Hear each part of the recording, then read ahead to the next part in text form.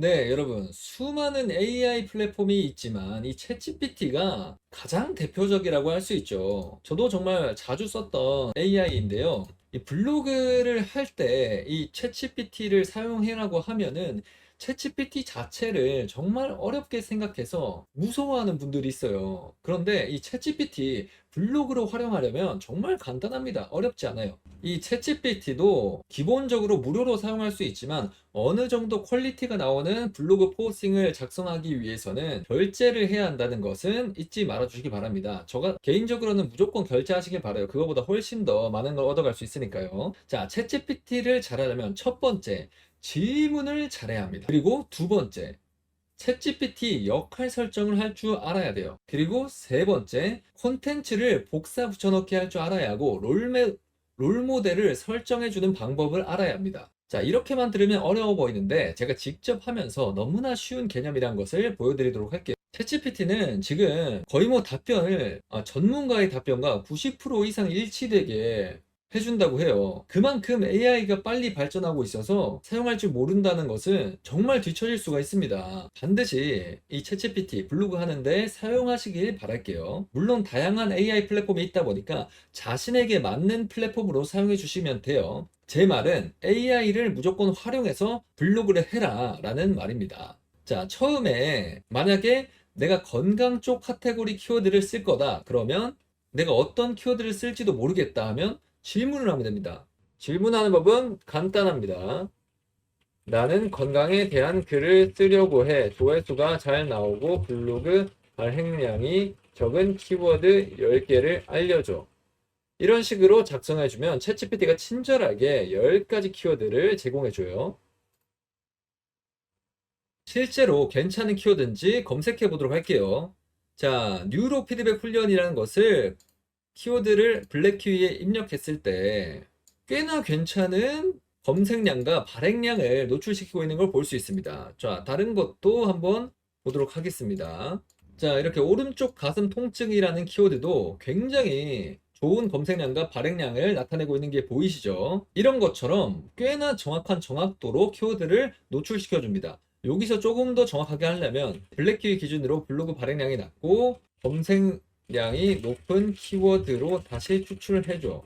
여기서 네이버 블로그라고 넣어주면 더 좋겠죠. 자, 이렇게 다시 조금 더 디테일하게 질문을 던져봤습니다. 자, 이렇게 디테일하게 질문을 더했음에도 키워드는 그대로 나왔습니다. 그럼 여기서 내가 원하는 키워드 한 개를 선택해주면 됩니다. 3번 키워드로 포스팅을 발행하려고 해. 자, 이렇게만 해도 키워드랑 본문이 작성이 되어버렸죠. 그래도 뭔가 부족해 보여요.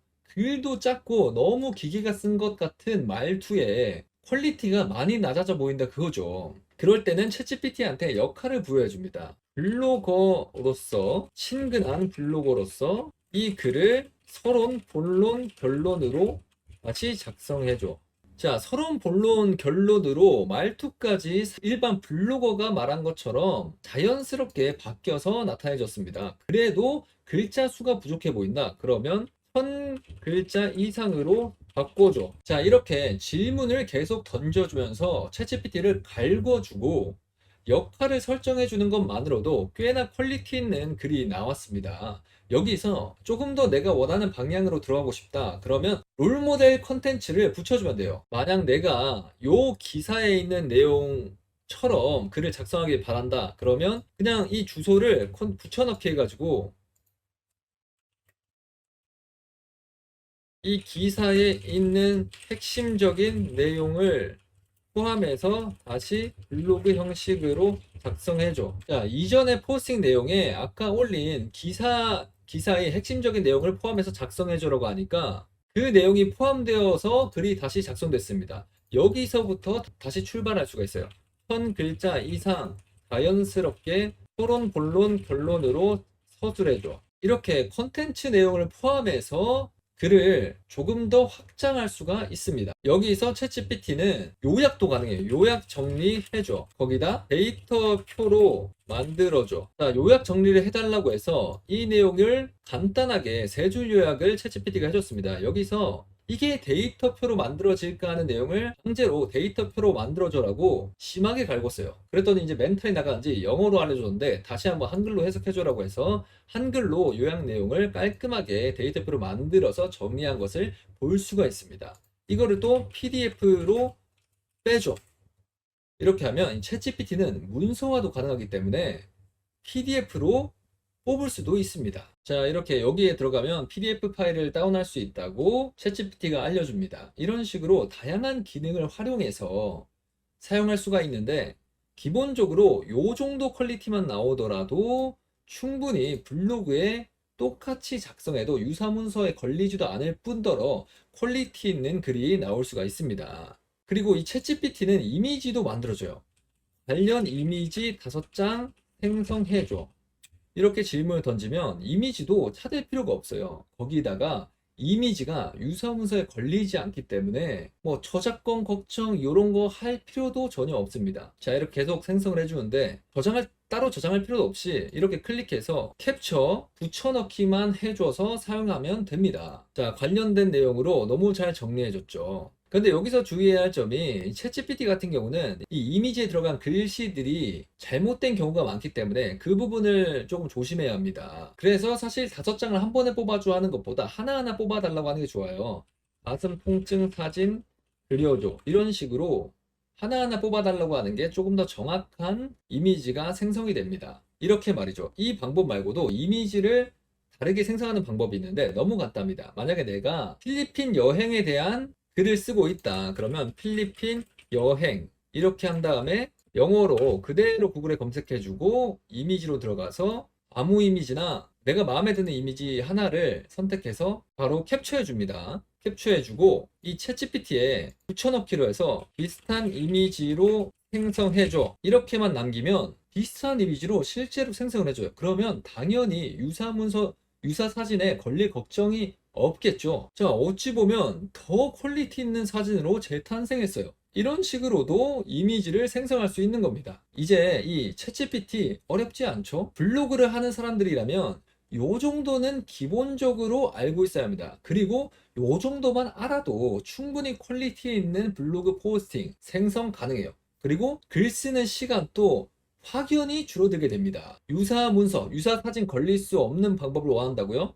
AI 사용하세요. 너무 간단합니다. 네, 여러분. 이번에는 블로그에 너무나 적합한 AI인 클로드에 대해서 알려드릴 거예요. 이 클로드 AI는 챗 GPT보다 어찌 보면 블로그에 정말 특화된 AI라고 생각하면 됩니다. 이 클로드 같은 경우는 정말 사람이 쓴 것처럼 글을 써주기 때문에 경험성 글을 쓸 때도 너무 좋고 유사문서 걸러내는 데도 너무 좋고 내 말투로 브랜딩 하는 데 쓰는 것도 정말 좋은 AI입니다. 쓰는 법도 너무 간단해요. 당연히 클로드 같은 경우도 한 달 결제를 해야 하고요. 기본적으로 사용하는 방법을 어느 정도 알아야 블로그를 쓰는데 이용할 수가 있습니다. 이러한 AI를 사용할 때 블로그를 하는 데 있어 효율성이 5배에서 10배는 더 상승한다고 생각해요. 클로드 같은 경우는 이 유료 기능으로 이렇게 학습을 따로 시켜둘 수가 있습니다. 저 같은 경우에는 이 블로그 전자책 지능을 이용해서 글을 작성하는데 보시는 것처럼 이렇게 전자책이 하나 올라가 있죠. 여기서도 알 수 있듯이 이 PDF 파일을 넣어서 이 내용을 학습시켜서 AI를 업그레이드 시킬 수가 있습니다. 저는 제 전자책을 넣어서 AI 학습을 시켰고요. 여기서 꿀팁 하나 더 드리자면 전자책을 넣을 때 용량이 너무 큰 경우에는 이런 오류 메시지가 뜨면서 전자책에 안 들어갈 수가 있어요. 그럴 때는 어떤 사이트를 이용해주면 간단하게 해결됩니다. 바로 이 I love PDF 사이트인데요. 여기에 용량이 컸던 전자책을 넣어서 압축시켜주면은 너무 간단하게 저용량으로 압축이 되기 때문에 만약에 내가 넣으려는 전자책 용량이 너무 많아서 들어가지 않는다. 그렇다면 이 사이트를 이용해서 무료로 압축해 보시길 바랍니다. 그리고 혹시나 전자책이 없으신 분들의 경우에는 내가 작성한 글 중에 가장 괜찮은 글 20개에서 30개 정도를 PDF로 만들어서 학습시켜주면 됩니다. 제가 자기가 쓴 글을 PDF로 만드는 방법 알려드릴게요. 관리로 들어가서 메뉴 글 관리 영상, 글 저장, 그 다음에 여기 있는 글들 중에서 내가 추가하고 싶은 글들 한 10개 정도 뽑아서 잘 쓴 글만 뽑으세요. 여기에 추가를 한 다음에 다 선택해 주고 파일 제목을 블로그 잘 쓴 것들 학습용 정해 주어서 만들어주면 됩니다. 저 같은 경우는 전자책이 있어서 여러분들 보여드리려고 이렇게 조금만 한 거지, 여러분들 같은 경우는 한 30개 정도 이렇게 PDF로 만들어준 다음에 학습시켜주는 게 좋아요. 자, 이렇게 PDF 파일로 만들면은 생성 중이라고 나옵니다. 만약에 30개를 PDF로 만든다고 하면 꽤 오랜 시간이 걸릴 거예요. 이렇게 생성 중이라고 했으면 다운로드를 받아줘요. 이 받은 파일을 그대로 여기에 넣어주면 학습이 됩니다. 자, 이렇게 들어갔죠? 넣어주면 돼요. 파일이 너무 커서, 마찬가지로 파일이 너무 커서 안 들어간다 하면 압축시켜주면 됩니다. 자, 이 PDF를 보고 AI가 알아서 학습을 합니다. 이때 내가 학습한 내용별로 아까 말했듯이 프로젝트를 정리하고 싶다. 그럼 이걸로 이 메뉴를 선택해서 이름을 지어주면 돼요. 블로그 전자책 지능 학습.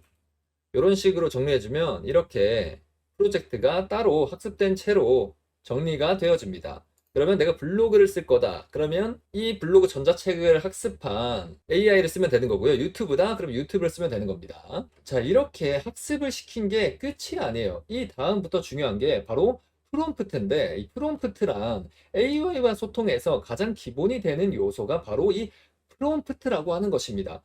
간단하게 설명해서 우리가 AI한테 무엇을 요청하고 싶은지, 어떤 정보를 얻고자 하는지 텍스트 형태로 질문을 뱉는 게 바로 프롬프트예요. 뭐 간단하게 예를 들면은 대표적인 AI 챗GPT 같은 대화형 AI 있잖아요. 이 클로드도 마찬가지죠. 나와 소통을 하기 위해서는 이 대화창에 질문을 해야 하잖아요.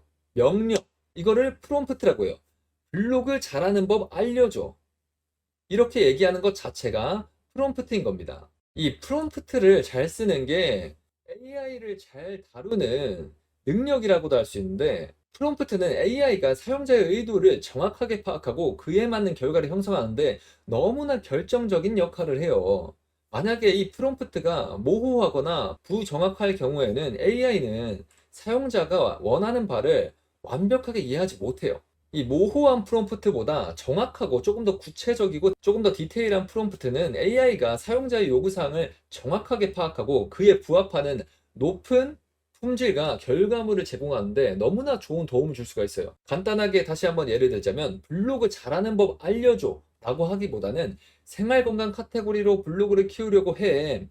협찬과 에드포스로 수익화를 극대화하는 방법을 알려줘처럼 조금 더 구체적이고 디테일하게 프롬프트를 작성해 주는 게 확실한 출력을 나타내는데 너무나 큰 도움을 줍니다. 무슨 말인지 확실히 이해되시죠? 차근차근 제가 보여드리겠습니다. 처음에 전자책을 넣고 제가 프롬프트를 이렇게 남겼습니다. 파일로 첨부한 PDF는 제가 직접 작성한 내용들로 해당 PDF의 말투와 마인드셋, 내용, 특징, 개념을 참고로 해서 블로그를 만들 때 적극적으로 활용해 주세요. 이렇게 프롬프트를 입력했습니다. 그래서 AI가 학습을 했죠. 말투까지 이 전자책의 말투를 그대로 사용해 달라고 했습니다. 그렇게 한 후에 다음 질문을 블로그 업무 10배 더 높이는 방법으로 프롬프트를 했습니다. 그러니까 어떤 글이 나왔냐? 이렇게 간단하게 키워드만 입력했을 뿐임에도 진짜 사람이 작성한 것처럼 말투까지 이렇게 깔끔히 정리되어서 해시태그도 달려있죠. 완성을 시켜줍니다. 그런데 아까 말했던 것처럼 조금 더 디테일한 프롬프트를 작성을 했을 때 어떤 다른 결과값을 보이는지 보여드리도록 하겠습니다. 조금 더 디테일하게 집에서 블로그 업무를 할 때 포스팅하는 시간을 10배 효율적이게 해주는 5가지 방법을 알려줘라고 입력을 했습니다. 그러니 확실히 조금 더 효율적으로 글을 깔끔하게 가독성 좋게 작성해줬죠. 그런데 이걸로도 부족하다. 뭔가 내용도 적고 알차 보이지가 않아요.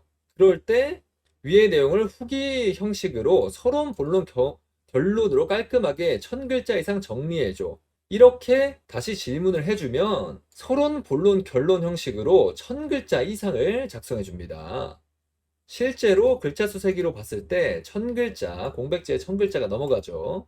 이렇게 디테일하게 부족한 부분을 채워가면서 프롬프트 해주면은 너무나 간단하게 블로그에 충분히 써도 될 만큼의 퀄리티의 글이 나옵니다. 사실 AI를 쓰는 방법은 정말 다양하고 너무나 딥한 내용이 많지만 블로그를 쓰는 데는 요 정도만 알아도 충분히 퀄리티 있는 글을 생성할 수가 있습니다.